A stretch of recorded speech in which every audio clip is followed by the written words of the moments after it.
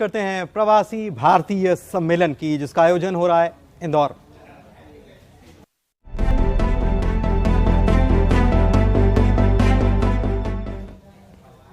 जी हाँ, तो प्रवासी भारतीय सम्मेलन आयोजित हो रहा है इंदौर में और इसका रंगारंग आगाज हो गया है। 3 दिनों तक ये चलेगा और इसमें 70 देशों के 3200 प्रवासी भारतीय शिरकत कर रहे हैं। संगीतमय आगाज हुआ, उसकी तस्वीरें हम आपको दिखा रहे हैं कि कितना भव्य संगीतमय आगाज इंदौर में आज हुआ है।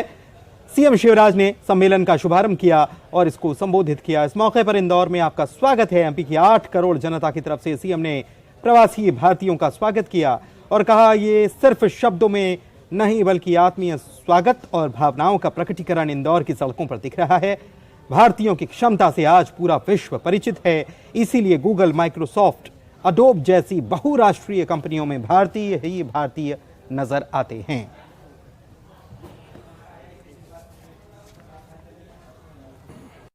दुनिया के लगभग सभी देशों में, अलग अलग क्षेत्रों में आज भारत का डंका अगर बजाया है तो आपने बजाया, इसलिए मैं आपका स्वागत करता हूं, आपका अभिनंदन करता हूं।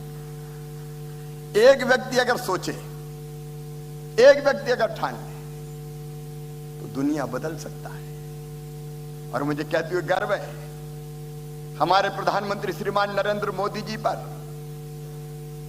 मुझे 2014 याद आता है, भारत के प्रधानमंत्री ने हाथ में झाड़ू थामी और कहा स्वच्छ भारत, तो पूरे देश ने हाथ में झाड़ू थाम ली और इंदौर ने तो स्वच्छता में छक्का लगा दिया, सिक्सर मारा है।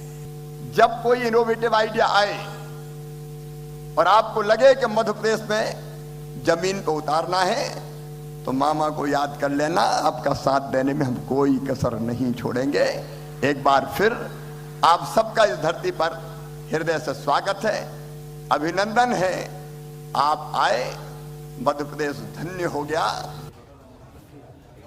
प्रवासी भारतीय सम्मेलन में विदेश मंत्री एस जयशंकर भी शिरकत करने पहुंचे हुए हैं और यहां पर इंदौर की उन्होंने खूब तारीफ की, जमकर तारीफ की और ये भी कह डाला कि अगर आप इंदौर की छप्पन दुकान नहीं गए हैं तो आपको वहां जरूर जाना चाहिए। ये प्रदेश इंफ्रास्ट्रक्चर ही नहीं, यहां माहौल भी देता है, आत्मीय माहौल यहां पर। I think all of you already know it is the city with the largest heart, the warmest feeling, the greatest hospitality, and I have not yet been to Sarafa Bazaar, but I went to Chappan Dukan yesterday, and I think I met some of you out there yesterday night. So those of you who haven't been there, I can vouch for it. So please make it a point definitely to go there. You would also see enormous infrastructure activity. In fact, as you come in from the airport, you can see the construction which is going on. And these are propelled by the Prime Minister's Gati Shakti initiative. But most of all, you would sense the optimism in our society and the highlighting of the role of the youth. प्रवासी भारतीय सम्मेलन में शिरकत करने पहुंचे केंद्रीय मंत्री अनुराग ठाकुर ने भी इंदौर की तारीफ की। कहा कि इंदौर जितना साफ है उतना साफ तो शायद ही भारत का कोई शहर होगा। इसके लिए पूरे इंदौर के लोग बधाई के पात्र हैं। आप अपने शहर को यूं ही साफ रखें। वहीं केंद्रीय मंत्री ने अपील करते हुए कहा है कि हम भी अपने शहर को इंदौर की तरह साफ और स्वच्छ बनाएं। होगा ही, समस्त भारत को भी लाभ होगा। दुनिया की केवल स्वच्छ ही नहीं, सुंदर भी बनाया है और सरकार के साथ लोगों ने भी आगे बढ़कर इसको और सुंदर बनाने का काम किया है।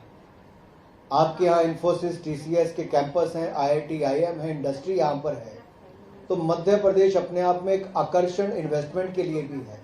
तो प्रवासी भारतीय दिवस के माध्यम से मध्य प्रदेश को तो लाभ होगा ही, समस्त भारत को भी लाभ होगा। दुनिया की 5वीं सबसे बड़ी अर्थव्यवस्था बनना भारत के लिए बड़ी बात है।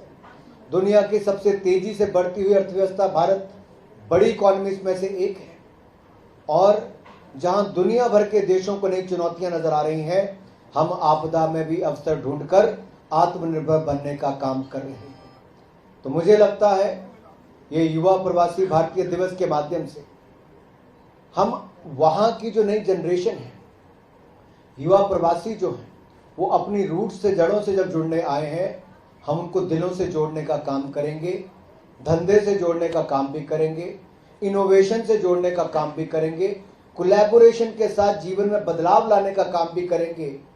और ये देश, भारत के और भारतीय युवा जो विदेश में हैं, उनके माध्यम से दुनिया के लिए नई चुनौतियों से निकलकर अवसर देने का काम भी करेंगे।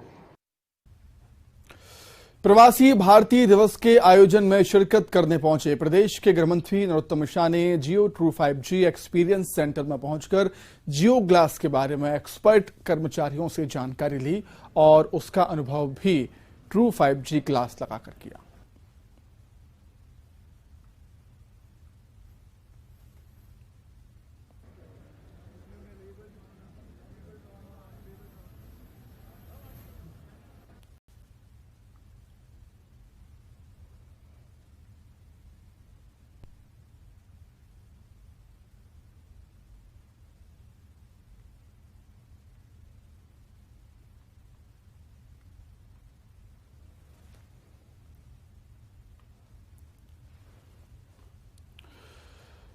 वहीं इस बीच इंदौर में प्रवासी सम्मेलन में शामिल होने आए सूरीनाम के राष्ट्रपति चंद्रिका प्रसाद संतोखी ने उज्जैन में पहुंचकर बाबा महाकाल के दर्शन भी किए।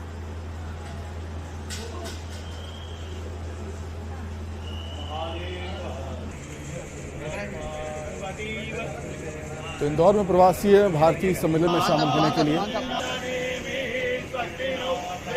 कई वीवीआईपीज इंदौर पहुंचे हुए हैं और इसी कड़ी में सूरीनाम के राष्ट्रपति चंद्रिका प्रसाद संतोखी ने उज्जैन में पहुंचकर बाबा महाकाल के दर्शन किए और विधि विधान से बाबा महाकाल की पूजा की।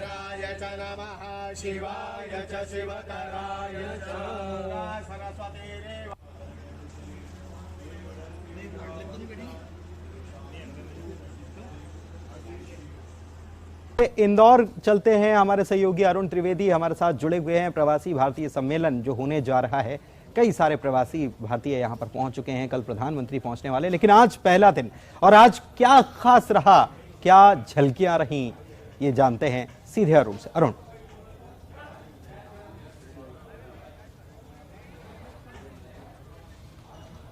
बिल्कुल, देखिए प्रवासी भारतीय दिवस के सम्मेलन के पहले दिन आज जो कार्यक्रम था वो यूथ प्रवासी भारतीय दिवस को लेकर था। जो दुनिया भर में भारत के यूथ हैं वो भारत के बारे में क्या सोचते हैं, उनकी भारत के बारे में क्या राय है, इन सब पर आज चर्चा हुई। उनको बताया गया कि भारत दुनिया की सबसे तेजी से बढ़ती अर्थव्यवस्था है और विश्व में भारत अर्थव्यवस्था के मामले में 5वें नंबर पर पहुंच गया है। और अगर स्टार्टअप की बात की जाए तो स्टार्टअप के मामले में 3रे नंबर पर भारत को बताया जा रहा है। हालांकि जो अनुराग ठाकुर हैं केंद्रीय मंत्री, वो 8वें नंबर पर भारत को बता रहे हैं। लेकिन स्टार्टअप 80,000 से ज्यादा स्टार्टअप इंडिया में शुरू हो चुके हैं और काफी सारे स्टार्टअप हैं जो अभी लाइन में हैं, जो शुरू होने वाले हैं। तो भारत एक तरह से ग्लोबली स्टार्टअप की ओर अग्रसर हो रहा है। और आज के सत्र में जो विदेश मंत्री एस जयशंकर उन्होंने भी संबोधित किया,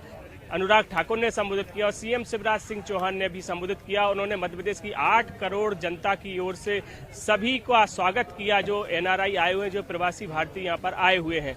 उन्हीं के नाम पर एक यहाँ पर ग्लोबल गार्डन भी बनाया गया है, जिसमें जो भी बाहर के 70 देशों के जो मेहमान आए उन्होंने यहाँ पर पौधारोपण किया है। इस ग्लोबल गार्डन को प्रधानमंत्री के नाम पर समर्पित कर दिया गया है और इसका नाम नमो ग्लोबल गार्डन कर दिया गया है। इसमें आप देखिए दोनों तरफ जो बोर्ड लगाए गए हैं उसमें सभी देश हैं जो यहाँ पर शिरकत कर रहे हैं, उनके झंडे यहाँ पर लगाए गए। इसके साथ ही जो एनआरआई आए प्रवासी भारतीय आए हुए हैं उन्होंने यहाँ पर पौधारोपण किया है। सीएम शिवराज सिंह चौहान ने भी पौधारोपण किया है और अब ये जो उनके नाम के जो पेड़ लगाए गए हैं वो इनकी देखभाल करेंगे। जीआईएस टैग होगा और वो इन पौधों को बढ़ते हुए देख पाएंगे, वो अपने मोबाइल पे इन पेड़ों को देख भी पाएंगे। इस तरह की यहाँ पर टेक्नोलॉजी और व्यवस्था की गई है कि वो अपना पेड़ जो यहाँ इंडिया में इंदौर के इस ग्लोबल पार्क में लगा कर गए हैं वो इसको देख पाएंगे। तो ये अपने आप में महत्वपूर्ण गार्डन है, नमो ग्लोबल गार्डन इसका नाम रखा गया और सीएम शिवराज सिंह चौहान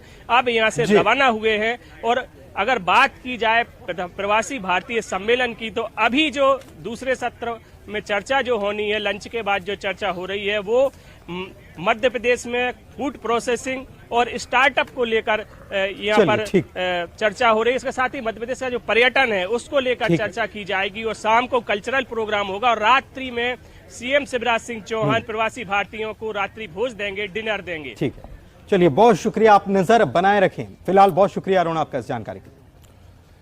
चलिए आगे बढ़ते हैं। प्रवासी भारतीय सम्मेलन में शामिल होने आए मेहमानों ने पीएम मोदी और सीएम शिवराज के तारीफ की है, और तारीफ के साथ ही मध्य प्रदेश और इंदौर की जमकर तारीफ भी की। बताइए, आप यहाँ पहुंचे हुए हैं, कैसा आपको लगा और क्या मकसद है आपका यहाँ आने का? जी बिल्कुल, धन्यवाद। पहले तो बहुत अच्छा लगा यहाँ इंदौर आके। आज सुबह से जैसे ही हमने लैंड किया है, और ऑस्ट्रेलिया से मेरे साथ काफी लोग से हैं, ये ब्रिस्बेन से हैं, कोई पर्थ से है, तो एक जो हमें यहाँ वेलकम मिला जो उतरे, और तभी प्रशासन की ओर से अच्छा सा वेलकम मिला। पूरा प्रबंध काफी अच्छा था हमारे लिए, ट्रांसपोर्ट फैसिलिटीज और ये सब काफी अच्छे से किया हुआ था। तो एक तरह से लगा कि हमारा बहुत ख्याल रखा गया है, और भारत और मध्य प्रदेश के मन में जो प्रवासी भारतीयों के लिए सम्मान है वो आज दिख रहा है, और जो प्यार है वो आज दिख रहा है। अच्छा, इंदौर आपको कैसा लगा? इंदौर शहर बहुत अच्छा है, बहुत साफ सफाई है। मैं तो यहाँ 3 दिन से हूँ, और बहुत ही अच्छा वेलकम, सरकार की व्यवस्था बहुत अच्छी है, और हमें भी आके बहुत अच्छा लग रहा है कि हम दुनिया में कहीं भी रहते हो, मैं सचिन ऑस्ट्रेलिया से हूँ, लेकिन हम वहाँ रहकर भी भारत एक सक्सेस स्टोरी है, और उस सक्सेस स्टोरी का पार्ट हम कहीं भी हो दुनिया में, उसका पार्ट हम बनना चाहते हैं और हमेशा रहेंगे। अच्छा, अभी आप सीएम को सुनकर आए, अनुराग ठाकुर ने भी बड़ी बातें कही, कैसा लगा आपको, क्या कहा उन्होंने? उनका विजन और मोदी जी का जो पूरा स्ट्रेटेजी, और जो उन्होंने जो पूरा इन्वेस्टमेंट और यूथ इनोवेशन पे जो पूरा ध्यान बोला है, वो बहुत ही सराहनीय है। और लिटरली ये पब्लिक प्राइवेट पार्टनरशिप में जो सब जगह एक पूरे वर्ल्ड को कनेक्ट करने का काम जो मोदी गवर्नमेंट सरकार ने किया है, वो काफ़ी अच्छा है। I am from Dubai, but I am from Mangalore, Karnataka. लेकिन जो ऐसा सिटी में किधर भी नहीं देखी, इतना क्लीन, और इतना इधर का जो आदमी लोग का जो अपना कॉपरेशन है, और जो होटल हो, जो भी हो, एयरपोर्ट हो, किधर भी हो, बहुत अच्छा लगा। तो देखिए, पहला सेशन खत्म हुआ है, और अनुराग ठाकुर जो केंद्रीय मंत्री, उन्होंने कहा है कि भारत 5वीं बड़ी अर्थव्यवस्था बन गया है विश्व की, और स्टार्टअप में भारत 8वें स्थान पर है। 80,000 से ज्यादा स्टार्टअप इन भारत में शुरू हो चुके हैं, उसमें इंदौर भी शामिल है। कैमरा मैन के साथ अरुण त्रिवेदी, न्यूज 18 इंदौर।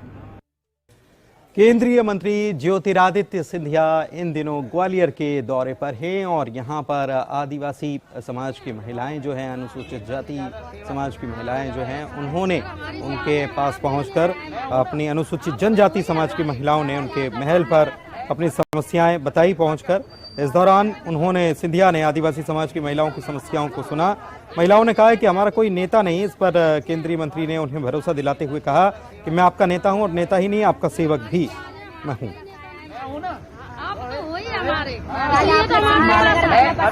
अभी देखवा के आपको बताओ, आगे जाके नेता बनोगी आप। अनुसूचित जनजाति से मोर्चा मंडल उपाध्यक्ष हैं। और चलिए बात कर लेते हैं मध्य प्रदेश की पूर्व मुख्यमंत्री उमा भारती की। उमा भारती भी ग्वालियर पहुंची हुई थी, और यहां पर उन्होंने गौशाला पहुंचकर यहां का जायजा भी लिया। गौशाला में गायों को उन्होंने चारा खिलाया। इस दौरान गौशाला को लेकर कहा कि लाल टिपारा गौशाला प्रदेश की वास्तविक आदर्श गौशालाओं में शुमार है। इन गौशालाओं को आदर्श बनाने में समाज और संतों ने अपनी भूमिका निभाई है।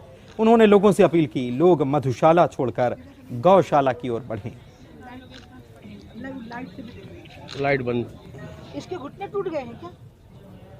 चलो पूछ लेंगे। आदर्श गौशाला देखने आई, जो सरकार और समाज का एक समन्वित प्रयास है, और इसमें सरकार से जुड़े हुए लोग और हमारे यहाँ के जो संत समाज है, और संत हैं हमारे ऋषभदेवानंद जी, और उनके गुरुदेव का आशीर्वाद इस गौशाला के ऊपर है, जिसके कारण मेरी अपनी दृष्टि में मैंने अभी तक जितनी गौशालाएं देखी हैं, ये सर्वोत्कृष्ट है।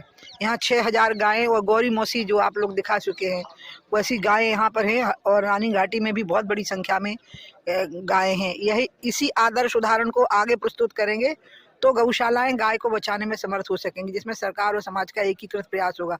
और मैं इसलिए आज, मैं तो रोज अपील कर रही हूँ कि मधुशाला की जगह पे गौशाला की ओर जाओ, और शराब पीना छोड़ो, देशी गाय का दूध पियो, स्वस्थ रहो और प्रसन्न रहो। प्रधानमंत्री नरेंद्र मोदी की मां हीराबा की अस्थियां शनिवार को गंगा में विसर्जित की गईं। परिवार सहित हरिद्वार पहुंचे प्रधानमंत्री के छोटे भाई पंकज मोदी ने अस्थियां विसर्जित की। अस्थि विसर्जन का कार्यक्रम बेहद ही सादगीपूर्ण तरीके से हुआ और पीएम मोदी के परिवार ने सादगी की मिसाल पेश की। पुलिस और प्रशासन को भी इसकी कोई सूचना नहीं दी गई। घाट पर तीर्थ पुरोहित ने विधि विधान से अस्थि विसर्जन का काम संपन्न कराया। आपको बता दें कि पीएम मोदी की मां हीराबा का 30 दिसंबर को निधन हो गया था।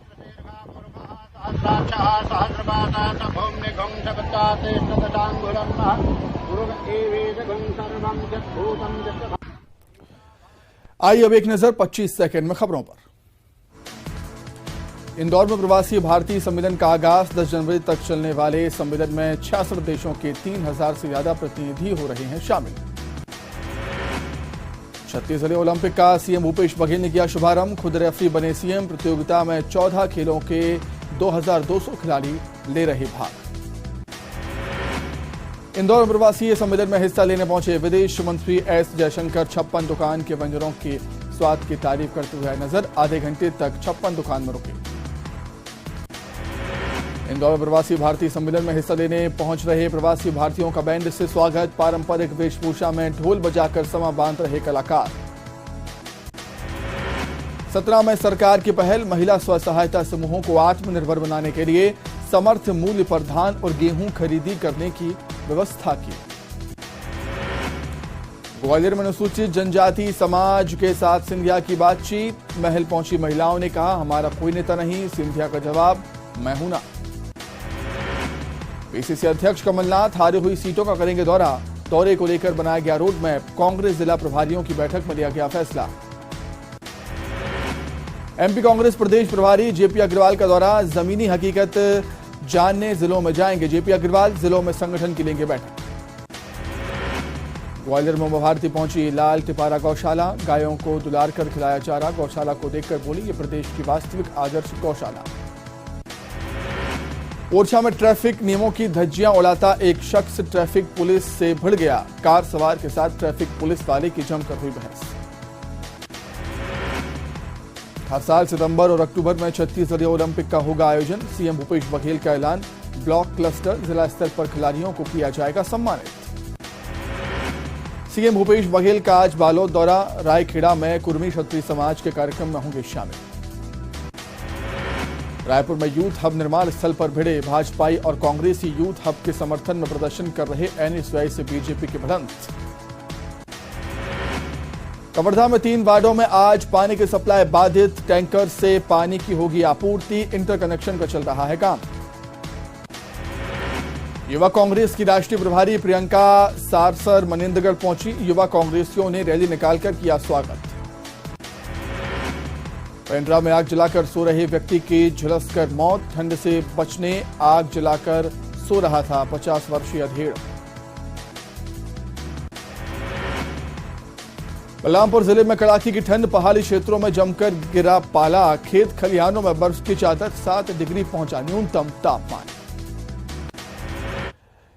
इसी के साथ ही फिलहाल इस बुलेटिन में इतना ही। खबरें लगातार जारी हैं। नमस्कार।